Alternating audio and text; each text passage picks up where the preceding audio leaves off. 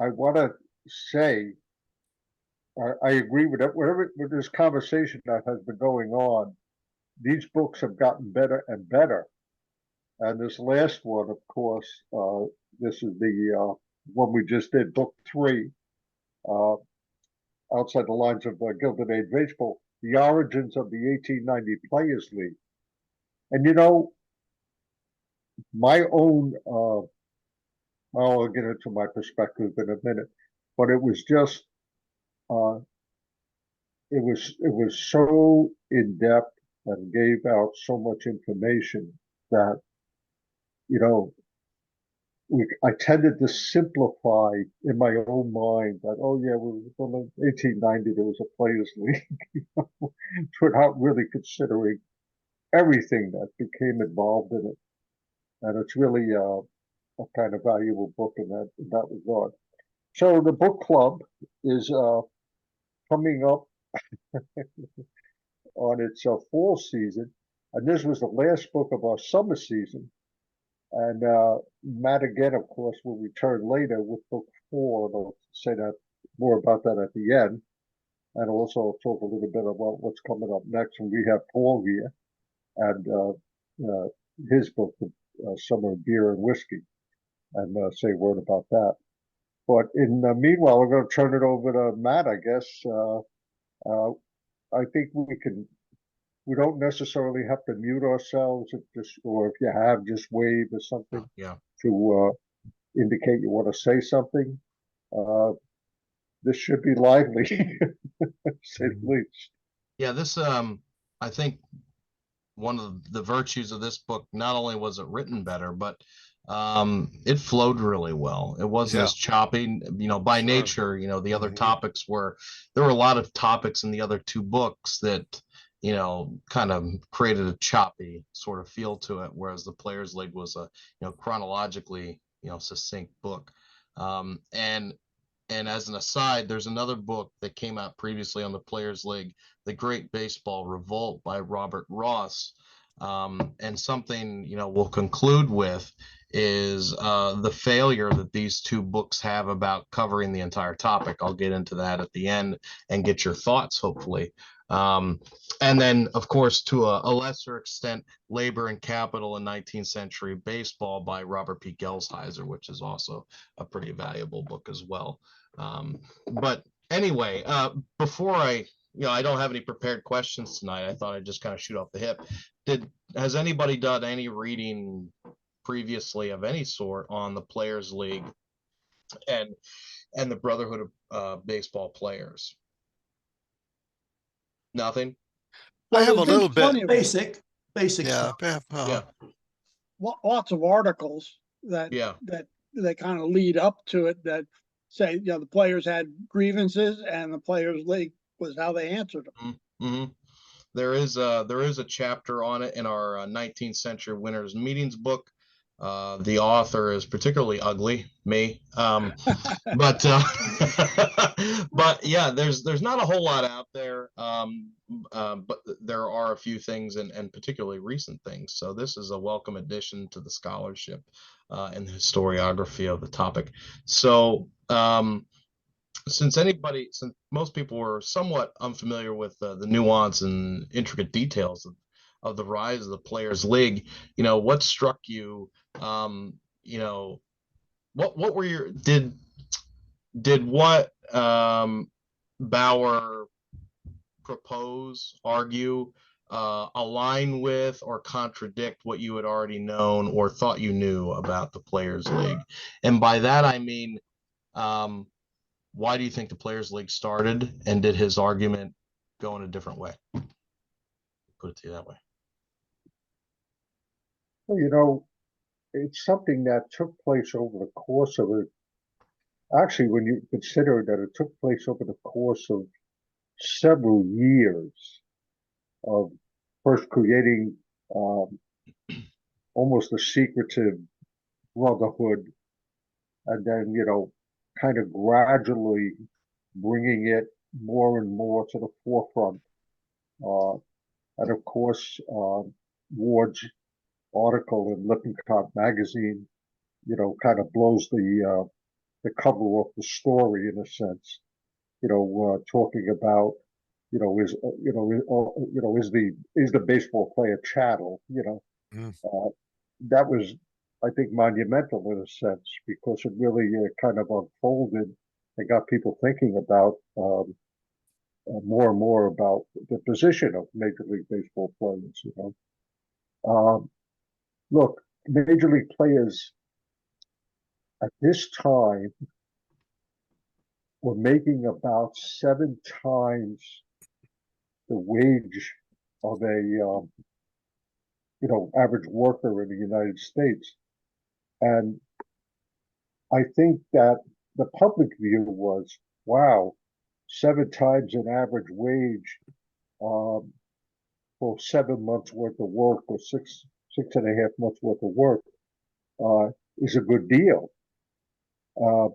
But then there's another side to the story, and I think what eventually happened is this whole movement brought this to the forefront. They started to get some public sympathy in a sense. There was more to it than met the eye. I think. Go ahead, Bob. Well, one of the first of all, to disagree with Peter a little bit, I didn't see them as a secret organization. They were in the papers right after they organized, and Ward was always the spokesperson for that. And they did build up over time, and maybe they were secretive about what they were doing on certain teams, but they were always a public organization. But what surprises me is that the reserve clause was not their issue. The issue that they had was the player contract that Ward rewrote and proposed, and the National League said drop dead. But they were trying to deal with those things, and they seemed to.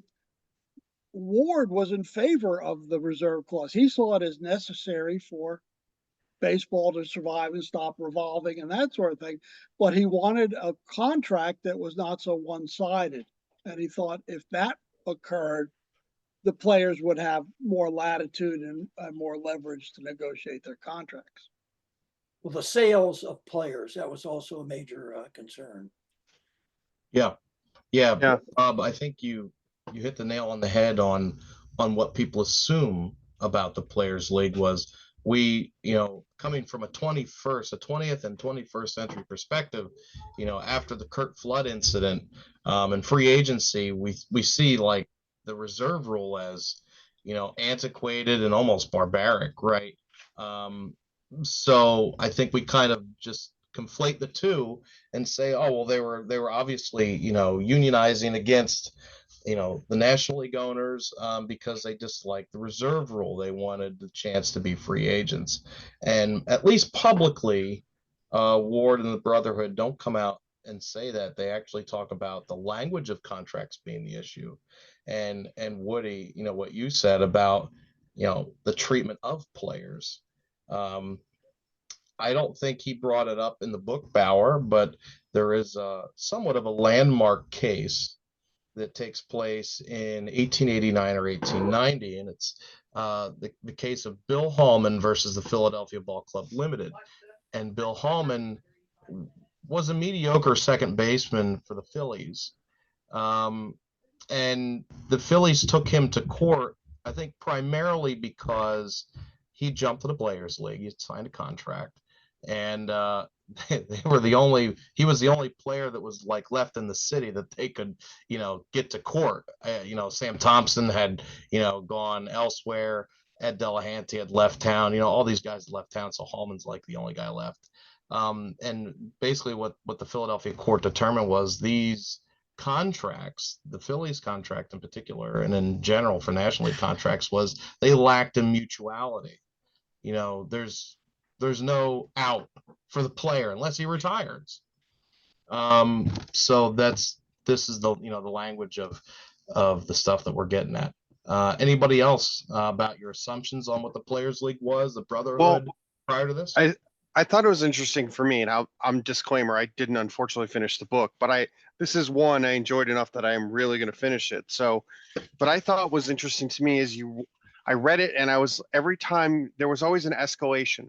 So to me, I felt like there was a resolution, escalation, resolution, escalation. And what I mean by that is that they would kind of talk about these things. They would come to an agreement.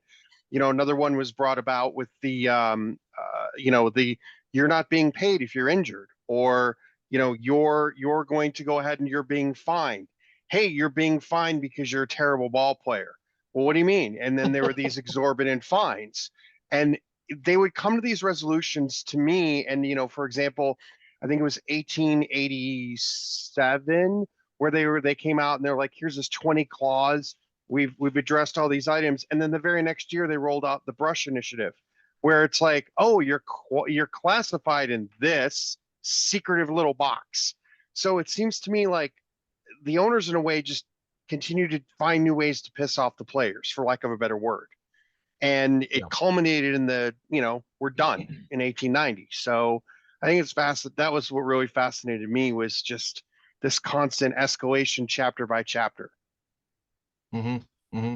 Yeah, absolutely. And ironically, I think, Bill, you mentioned it in our prelude to our opening tonight, that the earliest date that really Bauer mentions as far as, kind of a kickoff for this is 1883, which I think is about as early as he gets into the 1880s, despite the series being about 1880s baseball.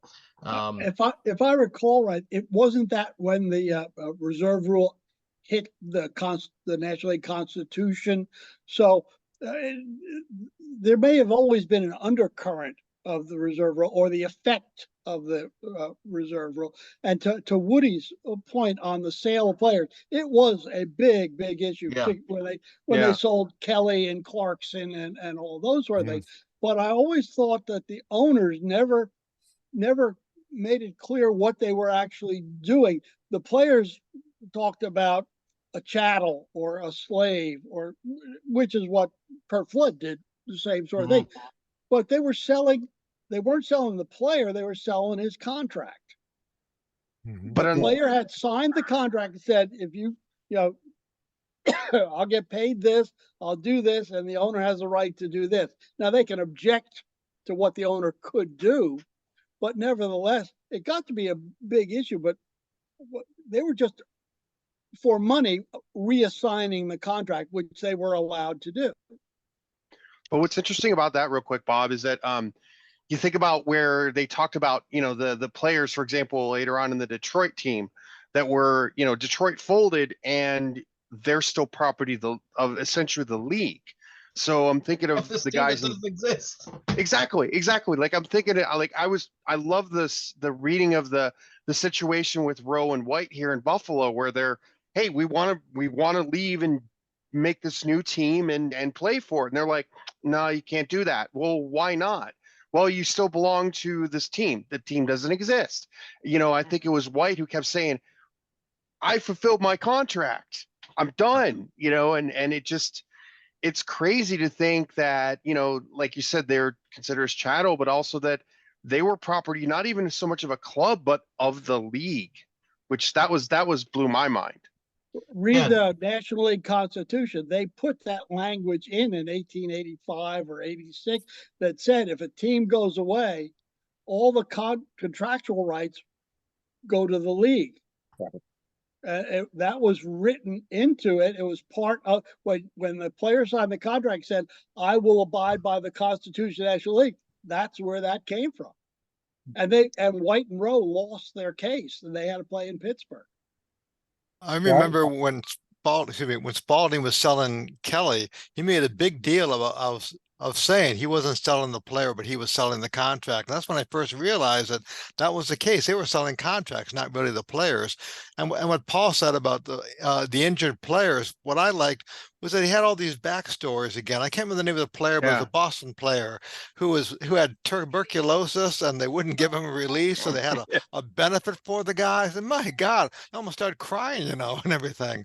I mean, just these wonderful stories. It kind of added so much more to bare facts. Suck it up, Buttercup. Rub some dirt on it. Yeah. Right. Bit Yeah. on I it. think it goes Yeah. back to the concept that we had discussed it with the previous two books that with gambling, with whatever it was, like this guy's throwing games. It just seems that these people had no concept that players had off days, had off seasons. They just they're human. Sometimes they're just not going to play well or up to what they have been in the past, or that aging takes away from a player's ability. Typically, so like finding a guy for I don't believe you're sick. I know you're like puking blood all over the place, but I don't believe you're sick at all. Or you know what, you just got tuned up today. I just, it's hard to fathom. I think that the 1883 is not such a random number, because it's when the Brotherhood first begins to, kind of raise its head. And when I say secretive, I don't mean that there wasn't like a idea that there was a Brotherhood out there, but for a long time, its membership, what particular players were members of the Brotherhood, was long kept and very slowly kind of growing and slowly being leaked out. But why 1883? If you think about it for a moment, in 1882 is when the American Association played its first season as an adversary to the National League, competing league. In 1883, they're starting to patch things up now between the two leagues. So maybe those players were looking at 1883 as, our options of the door is slamming, because the National League has gotten into bed with the American Association. And it's not a great opportunity for us, because they're going to respect the reserve clause and so forth and so on. So I think that's very key to what Matt mentioned about the year 1883 as almost the beginnings of what becomes the Brotherhood, of players, and what becomes a kind of labor action in a sense. Well, And patching just up. as an aside, go ahead, Woody. Part of the patching up you mentioned there, Peter, in '83 involved increasing the reserve limit from 5 to 11, which was a major kick up. It had been at 5 since originally initiated in 1879, and that's basically the whole team at 11.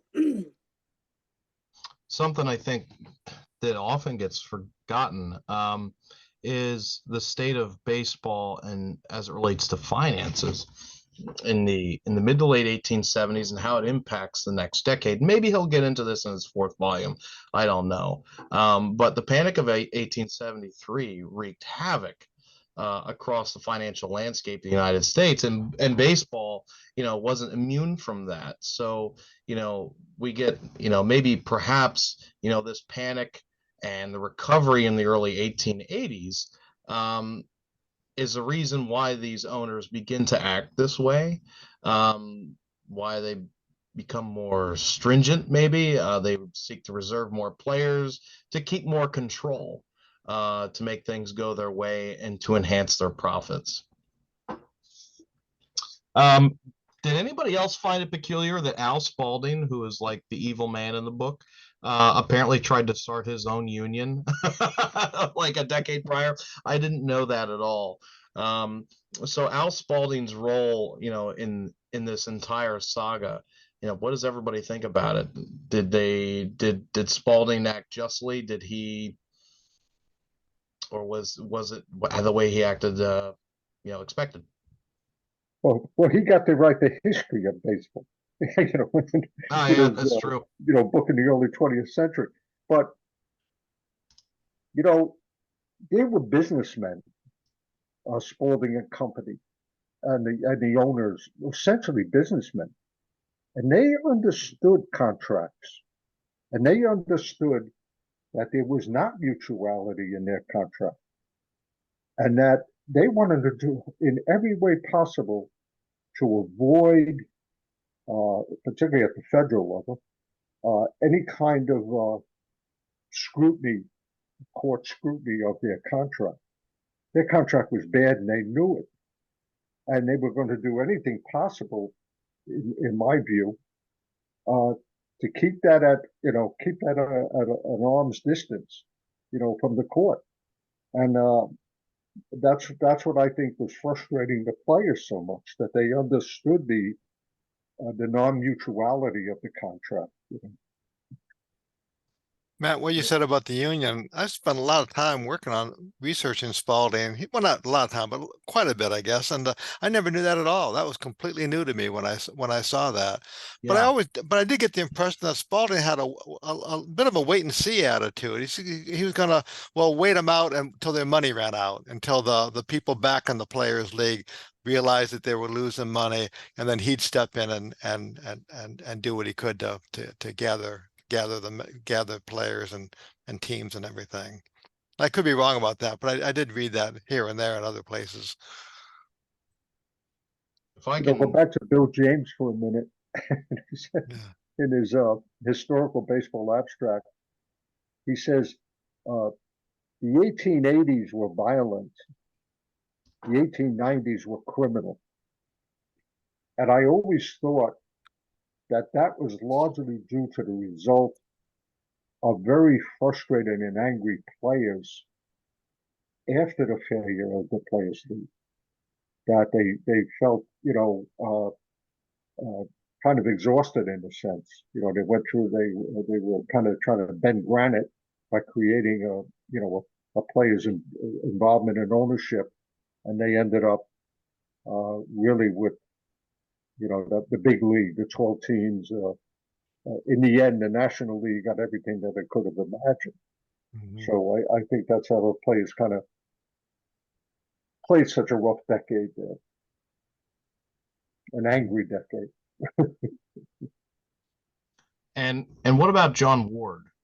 So we know Spalding being, on one side and really being the driver for the owners. John Ward seems to be this angelic figure in history for the players, at least in the 1880s. Massively educated, went to Penn State, obviously got his law degree elsewhere. One of the smartest players out there. Do you think the owners underestimated the intelligence of the players overall? I don't think so. I think, just to kind of loop in real quick, talking about Spalding as a businessman, they talked about his world tour as basically like, I'm trying to drum up international business. But I thought what was interesting about the world tour is that he brought Ward with him. So it kind of goes to that, what is it? Keep your friends close and your enemies closer. So, I thought it was really interesting he did that, how he brought him on that tour. It's very much, he mentioned in the book, like, it's very much of he's not going to have the ability to talk to these other players, but he's still going to have this, he's got one of the other Players League folks, or excuse me, the Brotherhood with him on the tour besides Ward, and he's got 9 other guys to talk to. I just thought that was really fascinating about, the play between the two of them. There's something in that brought him with him. That's an interesting point, because they always say Ward being off on the tour slowed down the Players League organization on responses to activities that are going on. However, Ward never complained about it. He did leave it early to head home when he heard about the brush plan and the classification plan. But it's all speculation on that Spalding brought him along to keep him down. Even Bauer says it's certainly possible that he invited Ward because it separated him from the other leadership of the Brotherhood. But we don't have any evidence of it from either Ward or Keefe, his brother-in-law, all sorts of things. It's just logical speculation, but there's no real proof of it. However, it is certainly true that Spalding would do anything to win when he became an owner. The whole idea was, how do we destroy the opponent? He figured out that he couldn't destroy the American Association because they were in New York and Philadelphia and other places that the National League wasn't, and it would be better to do that. And economics were changing, and he did just fine during the 1880s, as did the whole National League. But did see the separation in the National League between Boston, Chicago, Philadelphia, and New York. They were the only teams that made money every year. They became the power that made the decisions. Well, it's interesting to me that Ward chose to go, knowing the issues that were arising and probably recognizing his own important role in the Brotherhood. I kind of wondered why he did that. Well, I mean, he did talk about it in the book a little bit. It was this massive, insane paid vacation, like the trip of a lifetime for these players. And maybe he just couldn't, too much temptation to go. Why wouldn't you? And I assume the other thought with that being said, Woody, is maybe he's very much of the, yes, I'm going to go, but there's only two of us in the Brotherhood that are going. The organization is going to be strong without me. I've got all my deputies and everything below me. They're going to handle the nuances of the organization while I'm gone. So maybe. True. I read the Spalding World Tour book, and I was surprised when I read that there was nothing in there, and this is something where you alluded to, Bob, that Ward never confronted, at least in the book, he didn't say that he ever confronted Spalding on the trip whatsoever. There's nothing in there at all. And I do know, and I can't remember what it was, but Ward and Spalding worked together later on in life on some project or whatever. And I'm not sure if they were bosom buddies, but they seem to have gotten along okay. Well, I read a biography of Ward many years ago. Yeah. And, what struck me, of course, was that, eventually he would become a lawyer for the National League. Right.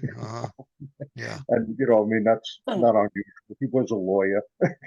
Can't beat him, join him. One hand or the other hand. Yeah. But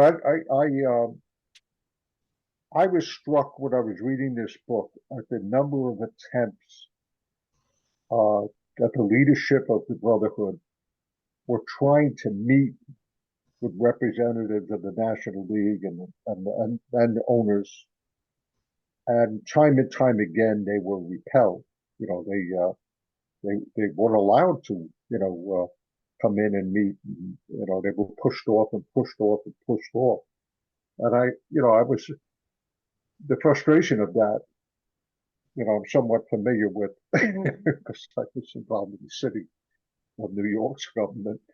But it is such a frustrating situation when you're trying to get a message, to people in authority, the owners in this case, that just keep locking you out.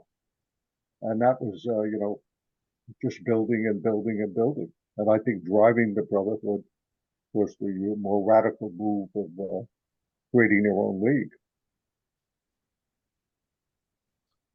So we've discussed Spalding, Ward a little bit. What about John Brush?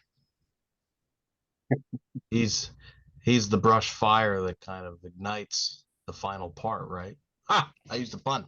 So the brush classification system, salary suppression. Is it overblown in the story of the Players League, or does Bauer believe that, this rightly, kicks things off? I think it's where they put the match to the hay bale. That's the word. Yeah. Gasoline. It's an Jack accelerant. Bales, your thoughts? Hey, Bill, Jack Bills. Well, anyway, sorry. No, I thought that was and again I remember reading in the Spalding book that really was the thing that got Ward, especially. I think he was in Cairo, Egypt when he read about that, and he was just infuriated over the whole thing, and that's what really ticked him off, as I recall, and everything. And to think that the last remnants of the polo grounds is the brush staircase. Yeah, and I think didn't Bauer say it wasn't just the classification system, but that some of the people would have a decrease of the salaries. So not just a division, but that some people would get their salaries cut, and that's what irritated them too. Right. Right. Yeah, as far as the contracts are concerned, the players really get no respect. And that really kicks things off. Mm-hmm. The American Association. How does this play into the story? Bauer doesn't really talk about the association until really the last two chapters of the book. I think it's an afterthought. This is primarily a war with the National League, but how do they play into the situation? Well, I think Ward wanted to fight the National League because he saw them as superior in capitalization, popularity, level of play, all sorts of things that were there. And the American Association, as we'll probably find out when we read volume 4 in the finances, was by and large undercapitalized. They couldn't last most of the clubs had to assess the stockholders to get through the season to pay off their bills if they didn't have a good season. They thought primarily that once they got a stadium and a park leased and they signed all their players, they would let the attendance and ticket sales cover them the rest of the way, and it didn't always work. And in fact, St. Louis is the only one that consistently, and then Cincinnati was a pretty good market. But there were always Indianapolis and Toledo. American Association was always doing things that didn't help themselves, in addition to having some weak teams in Washington and Louisville and Baltimore. Yep. Go ahead, Jack. I got a quick question. One page, Bauer says that Ned Hanlon got involved with the whole organization of players. I did not heard that at all. Did anyone else know that? I thought it was just basically Ward was the impetus, and we've been talking about Ward, but all of a sudden Bauer says, well, yeah, this guy Ned Hanlon was really kind of the guiding light. What I read in Bauer was that he was kind of started off the talk among players, but Ward kind of bubbled up to the top as the leader. Okay. I don't know whether it's education or he had a clearer vision that people liked, but Hanlon was also very tied in with the Pittsburgh franchise at that time. Right. Oh yeah. Hanlon was more of an organizer than I think people give him credit for. He was a bright guy and fairly active in a lot of this stuff, particularly in Pittsburgh. Mm-hmm. I mean, we know him because he gets over to Baltimore and he does a bunch of stuff with the team, but he did a lot of stuff with organizations before that. Right. Yeah, I think the players, Lippincott magazine really was a high-profile magazine in the 19th century. And I think Ward's article there, and it was, pretty eloquent and well articulated on the plight of the players. And I think that really gave him, some juice in a sense in the Brotherhood and further support because he was able to bring that argument more to the public, into public view. And I think that was a very potent thing for Ward that, in a sense, propelled him, within the Brotherhood, propelled his support. Speaking of the public, Bauer doesn't talk a whole lot about it. I don't think there's another book that that does deal with it, reporting baseball's sensational season of 1890, the Brotherhood War, and the rise of modern sports journalism. But he does briefly talk about some newspapers, publications being pro Players League, pro Brotherhood, like the Sporting Life, and others really supporting the owners. And I think the Sporting News might have been in that camp, and some other writers as well. So it's really important for Ward to get out a clear and balanced message, right, to the public, because Peter, you're right. These guys are making hand over fist compared to a lot of the average Americans, and we see throughout this book where players had side businesses that they threatened to completely retire to, whether it was a cigar store, a billiard hall, buying another team with the Smith Rowe incident that he mentioned. Like, players buying another team. I thought we were, ticked off because our salaries were getting suppressed. So, how does this war, fight out in the public? Does Bauer even talk about it enough? Well, I think he talks about some journalistic coverage, like you were saying. Of course, some of those national sports publications, were coming up on heads or tails side of the argument, for or against the league, but I mean the Brotherhood. But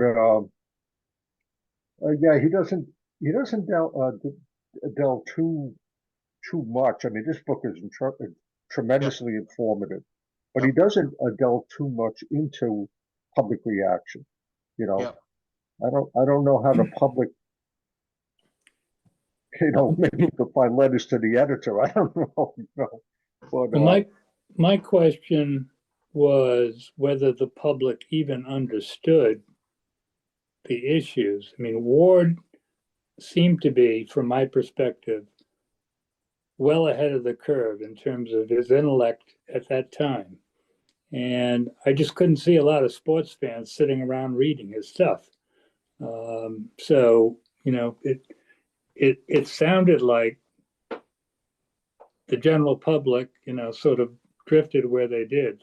They went to the ballparks that they were close to, but they really didn't get involved in all of this business of sport. Interesting enough, the public, in what eventually becomes the Players, 1890, the Players League, certainly outdrew the National League. In most places, and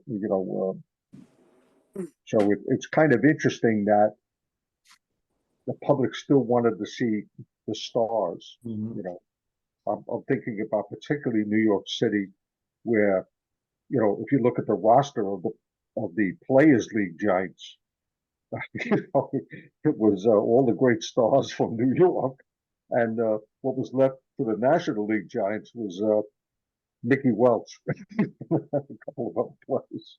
Yeah, and that's a major part, right? Like, I thought about it earlier today, we read back on the Players League, and it was a 1-year thing and it failed, and we have the National League and the American League today, and that's just the way it is. But and I'll get into this, maybe I'll just jump into it now, about the failure of Players League coverage.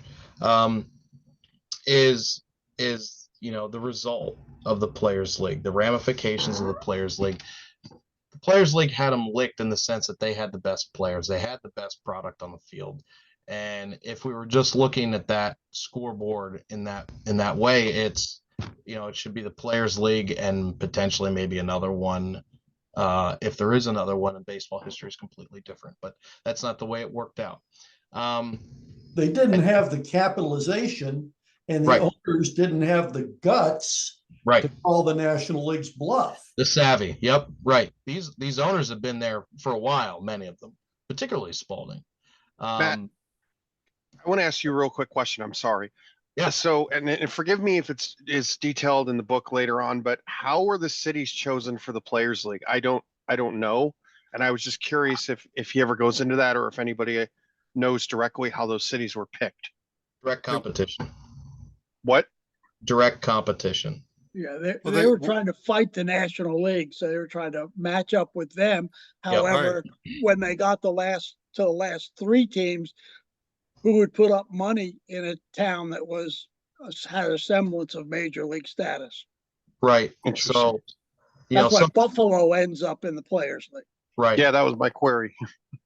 Yeah, something he mentions it. I forget. It might have been earlier in the book, and I hadn't really thought about it before. Was by 1889, you know, at the dawn of the Players League, the National League and American Association are only competing in 2 cities, which I completely forgot about. I forgot the Mets had folded, or you know, not folded, but it disappeared really in the American Association. So it's really, you know, Philadelphia, and where else was it? Was it Chicago or St. Louis?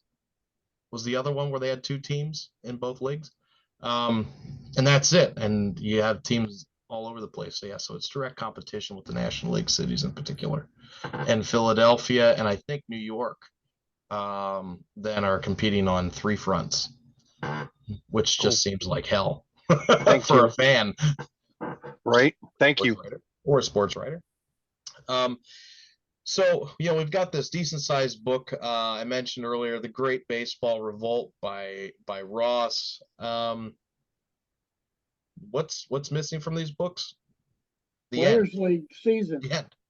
Season, yeah. They don't talk Yeah, about the that's right. ramifications and what happens with salaries. So we're talking a lot about salaries in the lead up to this, the Bruff's classification plan, suppressment of salaries, but what happens with the hyperinflation of salaries after the fall of the Players League? You know, the contractual court cases that come up, you know, with Bill Hallman and others, you know, that seems to go away because all of a sudden there's just one major league. You know, nobody really covers the back end, the fallout of the story. And I think, you know, this bit of the origin of the Players League gets a little bit of over coverage. But Bauer's book overall, I think, is a welcome addition to scholarship. He dove into things that I hadn't read before, which I thought was pretty cool. Anybody else's thoughts on that?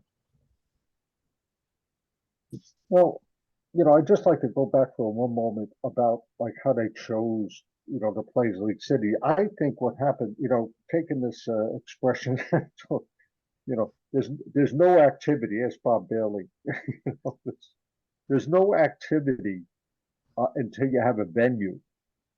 And I think what happened was that was like, in a sense, by 1889, they got Johnson from the Cleveland area to really come up with a plan to create venue. Where could they create venues to play?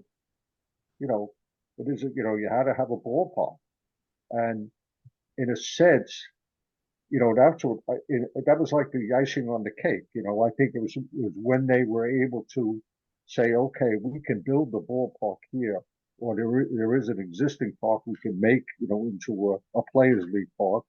And I think that was, you know, largely what drove what the cities were, you know. And of course, you know, in places like New York City, and I mean, the whole history of the Players League in New York City with the 2 ballparks, Right next to each other. 8 feet apart. Yeah. You know, the polo grounds on the polo grounds.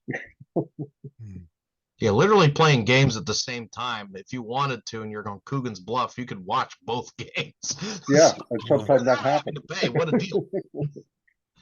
Yeah, those pictures are fascinating. They're one of my most favorite 19th century images you can see is actually both parks, Manhattan Field and the Polo Grounds, 2 or 3, whichever one you want to take. Any other thoughts on Bauer's book? I liked all the footnotes there on the pages too. And I mean, some of them were just as readable as the text. Right. Like we talked about the baseball journals, how some were pro Spalding and some weren't Spalding, gave headlines for examples and everything of some of the articles that were against Spalding, things like that. You know, Bill, you're an author. What do you think? What did you think of the argument? Or the coverage, rather. There really isn't an argument that he's making. Not much of one. In I this book, haven't you really, studied the coverage aspects of it fully enough to really be comfortable with that, Matt. Yeah, I know that depending on whether you read the Sporting News or Sporting Life, that would color your influence. But I think that tells you more about the nature of Richter versus Spink than Mhm. anything else.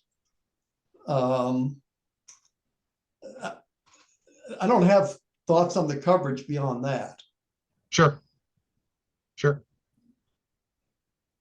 Well, Yeah, you know, while Richter was in favor of the Players League, and he had a little money put into one of the Philadelphia uh, club, but he had money in the Philadelphia Club of the American Association in 1882. He was always investing in that. I don't think that's Opie Kaler did the same sort of One thing. of the things that strikes me about this whole discussion, including ours tonight, is it sort of takes place in a vacuum. We talk about the baseball aspects of it, but we never really look at the broader national situation, which was very much. Peter made the remark earlier about James's remark about the 1880s being violent and the 1890s being criminal. Well, that could be said of a lot of labor relations in that era outside of baseball as well. Baseball is just reflecting the reality on that. Haymarket Square, for Pete's sake. Yeah. He did touch on it briefly that with the baseball unionization, it was far less violent and cutthroat, it seemed, than the unions and the situations in other industries of the same era. But he didn't dive a whole lot into it, right? He didn't talk about the global perspective, that you're mentioning here. But didn't he talk about Ward's attitude that he was trying to become a partner with the owners in the National League as opposed to their adversary permanently? Right. Let's go negotiate a new contract. Let's not do this. Let's do it this way, and we'll all get together and be happy.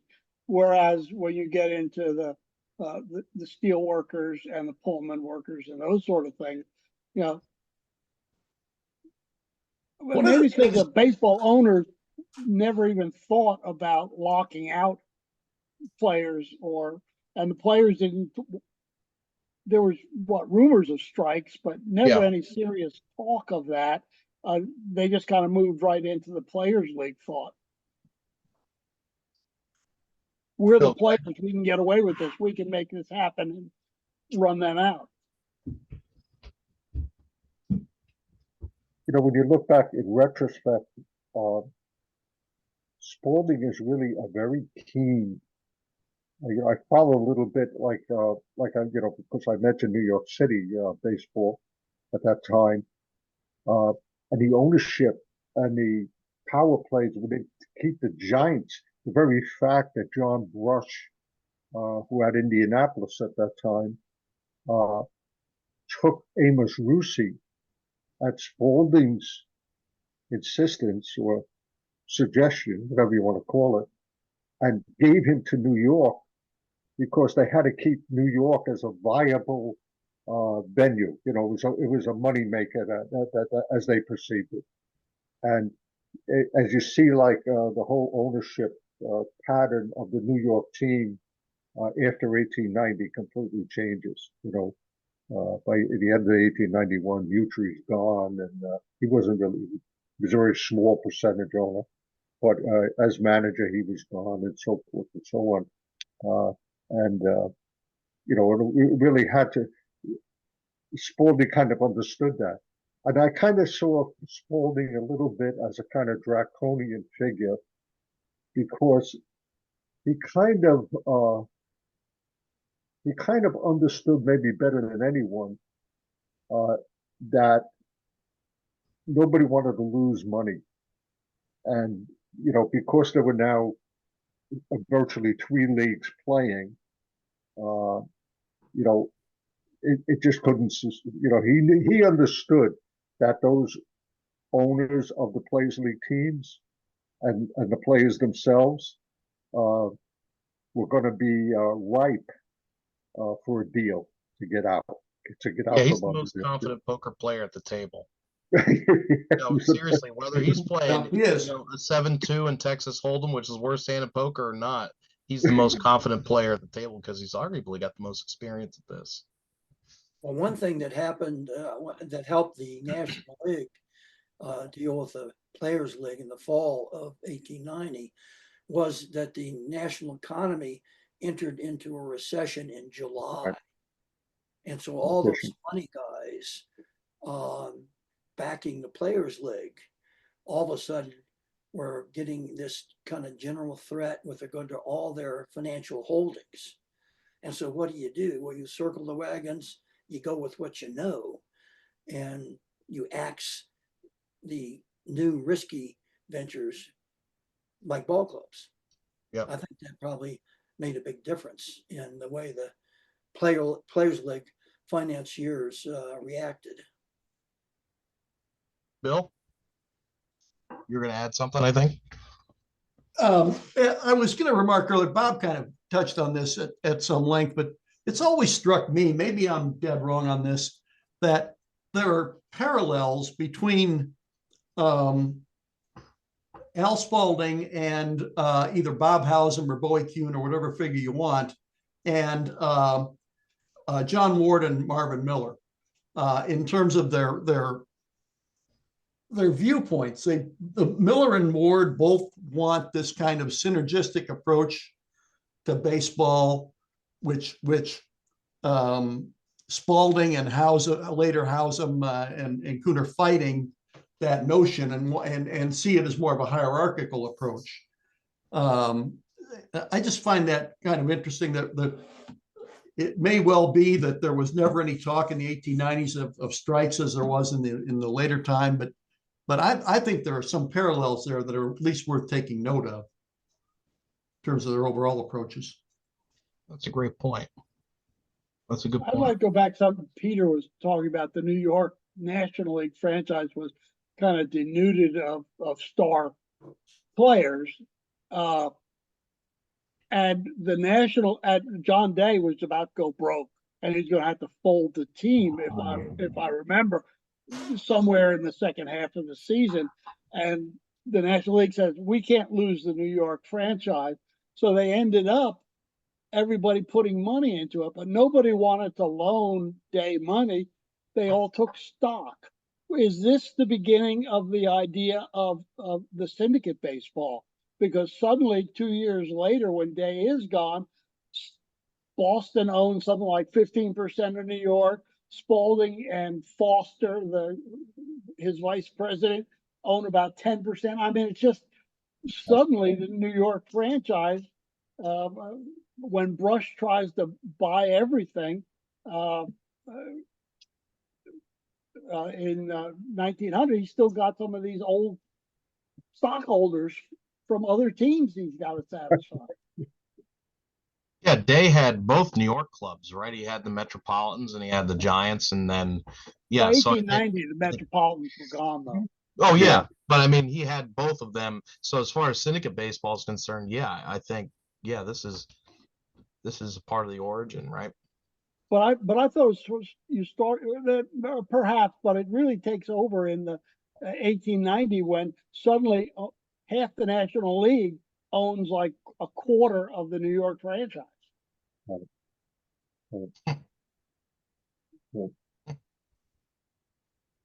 Yeah, so it's to not completely condemn Spalding. He did save us from syndicated baseball.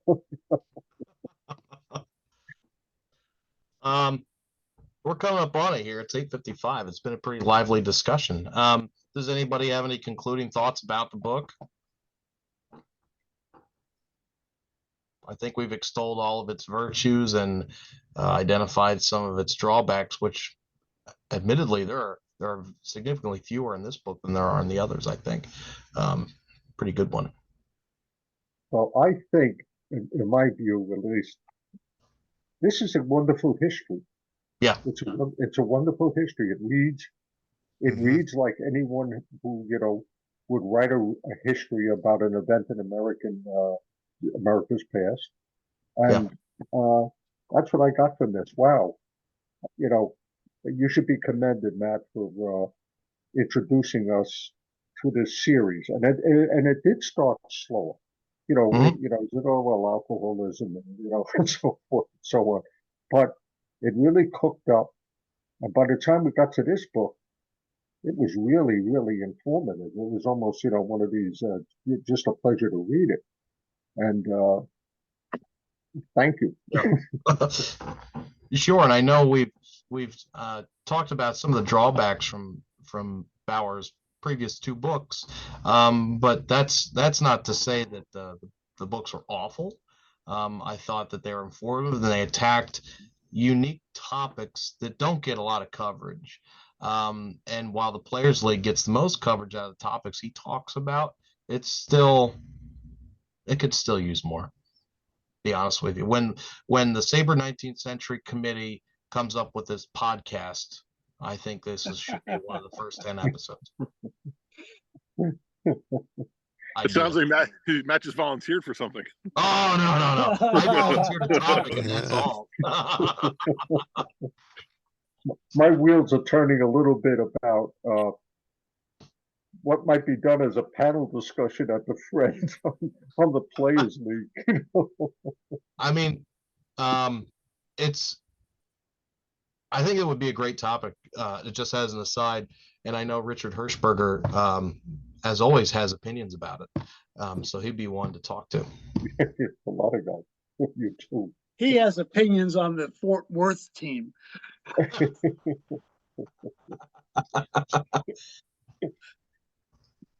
All right. Anything already set for this year? Or Peter? Anything else from Bob or Peter? Peter, if you want to close up. Well, yes. All right. Or John. John's here. Sorry, just saw you. The only thing I can't add anything. I recognize that book title. If I think a lot of my interest. A lot of it has to do with 19th century sporting goods, and even the debate on what sporting goods to use by the Players League, it was fascinating and complex. Whether it was going to be Wright and Ditson, or whether it ended up being the ill-fated combo of Keefe and Buchanan. But I'll tell you who it wasn't going to be. The prohibition of Spalding. No Spalding equipment was to be permitted in the Players League. That's interesting. Yeah, let me see. Where you heard. Published. So I do have a facsimile copy of the 1890 Players Guide, and it was published by F.H. Brunel, whoever the heck that is. So definitely not You have a Spalding or facsimile of that? What's that? Do you have a facsimile of it? Yeah, I do. I can't really tell with my camera. camera. I got you because you have the it's there, but yeah, I do have one. Years ago, when we were in Cleveland, one of the interdisciplinary symposiums, we were using the Cleveland Library, thanks to John Thorne and his relationship with the librarian there. And the Cleveland Downtown Library has an excellent collection of all sports information. And there was an original copy of the Players League Guide. And I remember John Thorne said, I have never seen this before. And for John Thorne to say that, yeah. On the back is Keith's baseball too. Let me see if I can. Oh, that's neat. If I can stop blurring my screen. Yeah. Well, anyway, it's there. If you want to see it, let me know. Well, just in closing, I just want to first thank you, Matt. You did a wonderful job on this discussion, and was a very lively discussion, to say the least. And we're going to get treated to our fall season of the book club with a leadoff hitter here, Paul Langendorfer, and he's going to be presenting the Summer of Beer and Whiskey by Ed Acorn. And Ed is truly a tremendous author. His books on Lincoln, I read one of them, just amazing. And I'm looking forward so much to reading the Summer of Beer and Whiskey. And then Matt, actually, then we have a new presenter coming along for November. is it Larry Dake? I think it's Larry. Yes, Yeah, yes. and he's going to be presenting on John Thorne's book. You know, I gave him my I gave him a thumbs up for taking it on. You know, it's a discussion on baseball in the Garden of Eden, and then in December, Matt's coming back to do the final book of the series. It's about the finances of the of baseball in that era, in this outside the lines of baseball, of book 4, which is about the finances of 1880s baseball, and you know, and that's the final book of the series. So again, Bob, thank you again for getting us all hooked up here, and I don't know what else to say. I'm really looking forward to the Acorn book, particularly because it's one of the few instances where a Philadelphia team wins. So Hey, they beat my Sabres in the 70s, the Flyers did, so I don't want to hear about it, Matt. few. All right. All right. Thanks a Bob, lot. anything else? No. Good to have everybody back together. Good to See you guys in a month. See you soon. Take See care. you in October. Good Bye-bye. to see you all. Be well.